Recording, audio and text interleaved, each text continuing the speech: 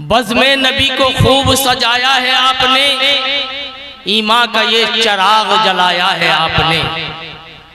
رحمت برس رہی ہے جو محفل میں چار سو، اس شاہدی کو بلایا ہے آپ نے۔ کہیں قندیل روشن ہے، کہیں شمع فروزہ ہے،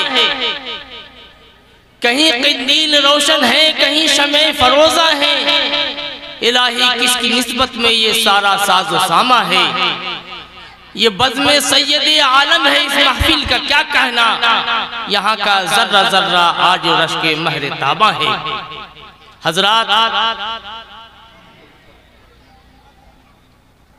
ایک بار پھر بڑے ہی ادب و احترام سے آپ سے اپیل کرتا ہوں، درخواست کرتا ہوں کہ اگر میری آواز آپ تک پہنچ رہی ہو تو جلسہ گاہ میں آنے کی زحمت کریں۔ جلسہ انشاءاللہ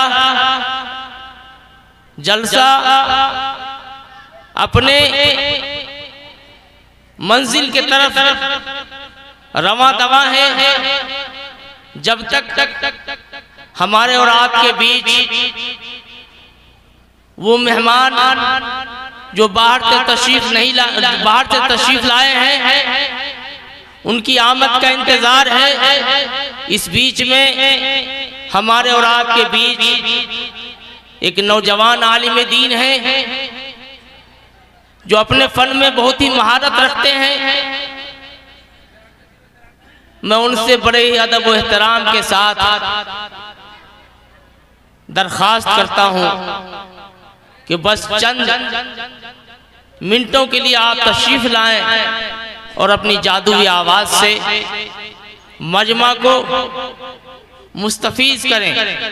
اس سے میری مراد حضرت مولانا محمد رحمانی مدذلہ العالی ہیں، جو استاد مدرسہ شمس العلوم شہدرہ ہیں۔ میں حضرت سے اپیل کرتا ہوں، درخواست کرتا ہوں کہ آئیں اور مختصر لفظوں میں اپنے خطابات سے ہم سب کو مستفیض فرمائے۔ حضرت مولانا مفتی محمد صاحب رحمانی قاسمی مظاہری۔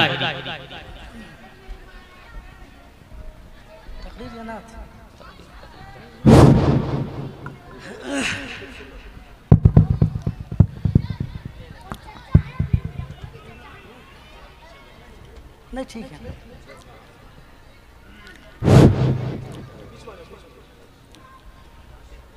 الحمد لله رب العالمين والصلاة والسلام على سيد الأنبياء والمرسلين، فقد قال الله تبارك وتعالى في القرآن المجيد: أعوذ بالله من الشيطان الرجيم، بسم الله الرحمن الرحيم، فلولا نفر من كل فرقة منهم طائفة ليتفقهوا في الدين ولينذروا قومهم إذا رجعوا إليهم لعلهم يحذرون. وقال الله تبارك وتعالى أيضا في القرآن المجيد: كونوا ربانيين بما كنتم تعلمون الكتاب وبما كنتم تدرسون. وقال النبي صلى الله عليه وسلم: من يرد الله به خيرا يفقهه في الدين، أو كما قال عليه الصلاة والسلام. محترم و معزز سامعین کرام، اللہ تعالیٰ کا بڑا فضل، ان کا کرم اور ان کا احسان ہے کہ اللہ تعالیٰ نے ہم اور آپ کو آج کے اس اجلاس میں شرکت کا موقع نصیب فرمایا۔ اللہ تبارک و تعالیٰ سے ہمیں دعا کرتے ہیں کہ اللہ تبارک و تعالیٰ ہم سبوں کو کہنے سننے سے زیادہ عمل کرنے کی توفیق نصیب فرمائے۔ ملت اسلامیہ کے غیور فرزندوں، ہم نے آپ حضرات کے سامنے قرآن مجید کی جو آیت تلاوت کی ہے، اللہ تبارک و تعالی اس آیت کریمہ میں عام مسلمانوں سے خطاب کرتے ہوئے فرماتے ہیں کہ اے ایمان والوں کی جماعت، اے ایمان والوں، تم میں سے ہر جماعت میں، ہر فرقے میں ایک ایسے علماء ربانی ہونا چاہیے جو علوم دینیہ میں مہارت حاصل کریں، اور دین میں مہارت حاصل کرنے کے بعد جب وہ اپنے علاقے میں جائیں اور اپنے قوم میں جائیں تو اپنے قوم کو ڈرائیں۔ اللہ تبارک و تعالی نے پہلی آیت کریمہ میں امت مسلمہ کو یہی پیغام دیتے ہوئے فرمایا فَلَوْلَا نَفَرَ مِن كُلِّ فِرْقَةٍ مِّنْهُمْ طَائِفَةٌ، تم میں سے کیوں ایک جماعت ایسی پیدا نہیں ہوئی لِيَتَفَقَّهُوا فِي الدِّينِ، جو دین میں مہارت حاصل کرتی، جو علوم دینیہ میں مہارت حاصل کرتے۔ اور مہارت حاصل کرنے کا مقصد ریا اور شہرت نہیں، مہارت حاصل کرنے کا مقصد لِيُنذِرُوا قَوْمَهُمْ، تاکہ جب وہ دین میں مہارت حاصل کر لیں، مہارت حاصل کرنے کے بعد جب وہ اپنے علاقے میں جائیں، جب اپنے قبیلے میں جائیں تو اپنے قبیلے میں جا کر ان کا مقصد ہونا چاہیے، ان کا ہدف ہونا چاہیے وَلِيُنذِرُوا قَوْمَهُمْ، کہ اپنے قوم کو ڈراؤ اور اپنے قوم کو راہ راست پر لاؤ۔ یہی مقصد ہے علماء ربانی کا، یہی مقصد ہے مدارس اسلامیہ کا۔ قرآن مجید کی آیت اسی بات کی طرف اشارہ کر رہی ہے۔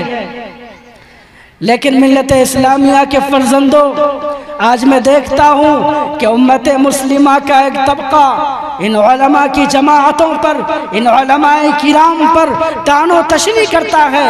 میں آپ سے پوچھنا چاہتا ہوں، آپ یہ بتائیں کہ اگر ملت اسلامیہ میں علماء کا ایک طبقہ باقی نہیں رہے گا، اگر وہ اللہ کے دین میں مہارت حاصل نہیں کرے گا تو مسائل شرعیہ کون بتائے گا؟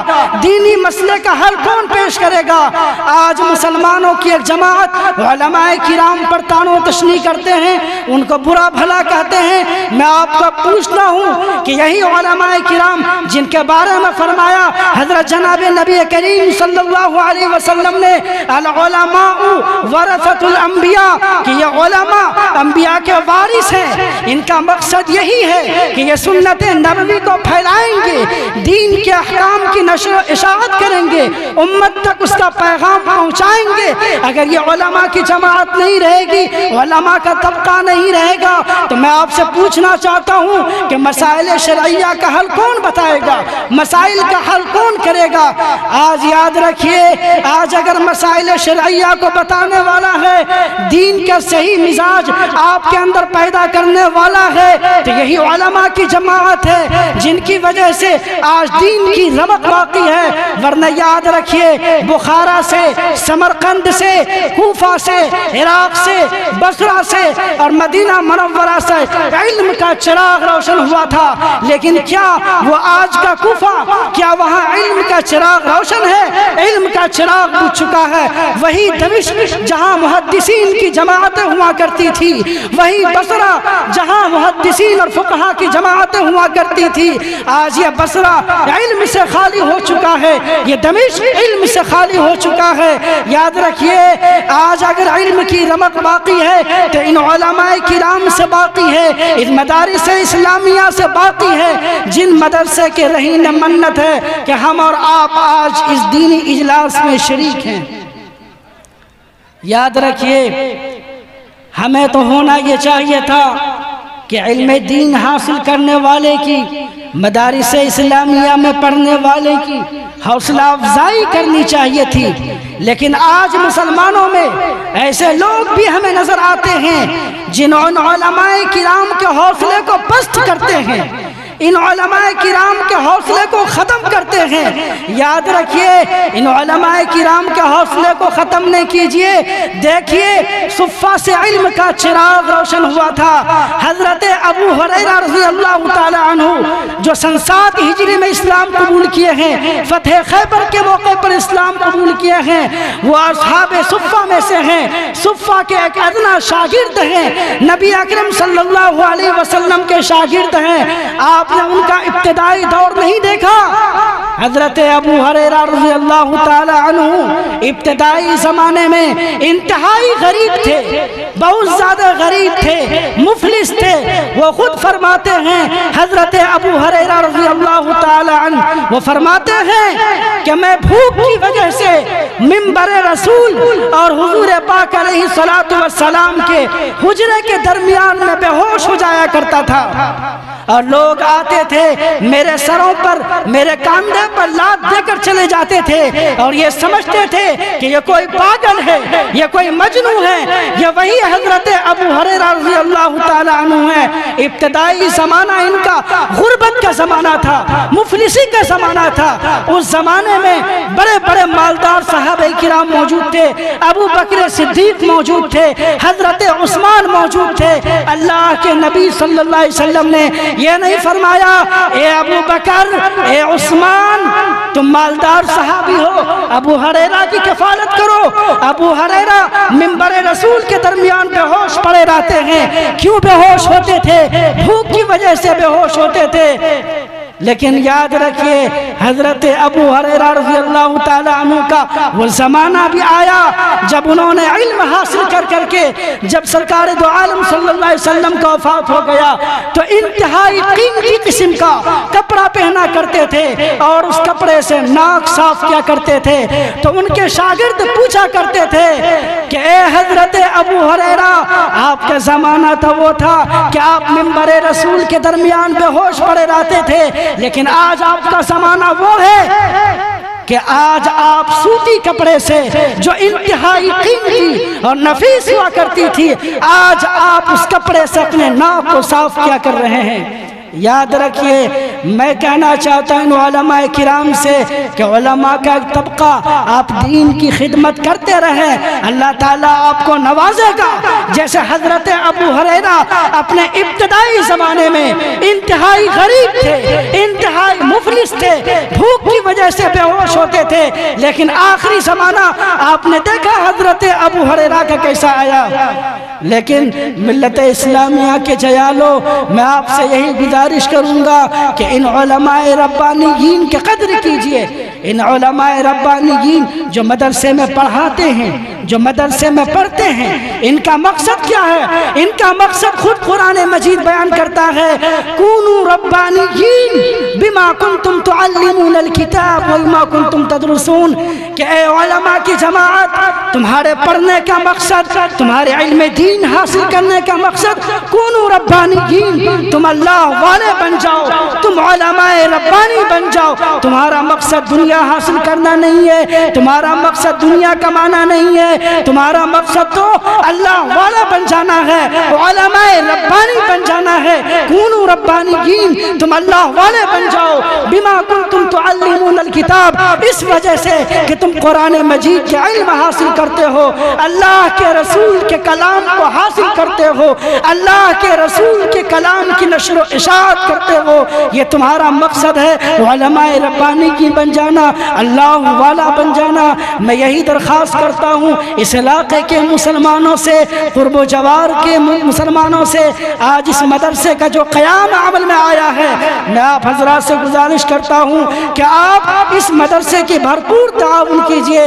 میں انتہائی شکر گزار ہوں اس مدرسے کے محتمم جناب مولانا اورنگزیب صاحب مظاہری سے کہ انہوں نے بڑی قربانیوں کے بعد، بڑی محنتوں کے بعد، انتہائی جد و جہد اور مشقتوں کے بعد اس مدرسے کو ترقی دینے کی کوشش کی ہے۔ میں اللہ تبارک و تعالیٰ سے یہی دعا کروں گا کہ اللہ تبارک و تعالیٰ اس مدرسے کو ترقیات سے نوازے، اور اللہ تبارک و تعالیٰ اس علاقے میں جہاں جہالت ہے، جہاں تاریکی ہے، اللہ تبارک و تعالیٰ اس علاقے میں علم کا چراغ روشن فرمائے، تاکہ اس چراغ کی روشنی کے دائرے میں ہم اور آپ زندگی گزار سکیں اور اپنی دنیا اور آخرت کو سوار کریں۔ اسی بنیادی باتوں پر اپنی تقریر کو ختم کرتا ہوں اس شعر کے ساتھ کہ آج گمنام ہیں یا علم کی دولت والے، آج گمنام ہیں یا علم کی دولت والے، آخرت میں یہی سالار نظر آئیں گے،